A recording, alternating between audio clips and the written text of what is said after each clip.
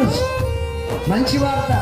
పొద్దున్న లేచిన కానీ టీవీ పెట్టగానే ఇదిగో ట్రైన్లో అంతమంది చచ్చిపోయారు, ఎయిర్ ప్లాన్లో అంతమంది చచ్చిపోయారు, వాళ్ళు చచ్చిపోయారు, వీళ్ళు చచ్చిపోయారు, వాళ్ళకి అలా జరిగింది, వీళ్ళకి ఇలా జరిగింది, ఫలానా ఇంట్లో అలా జరిగింది, ఇలా జరిగిందని నువ్వు ఎన్నో వార్తలు చదివి ఉంటావు, ఎన్నో వార్తలు నువ్వు వినుంటావు. ప్రతిరోజు ప్రతి సెకండ్ నిమిషానికి ఏదో ఒక వార్త పుడతానే ఉంటది, కానీ అది ఏది కూడా గుడ్ న్యూస్ కానే కాదు. అయితే ఒక గుడ్ న్యూస్ ఏంటో తెలుసా? ఇది దుర్వార్త కాదు, ఇది ఒక శుభవార్త, ఇది ఒక సువార్త.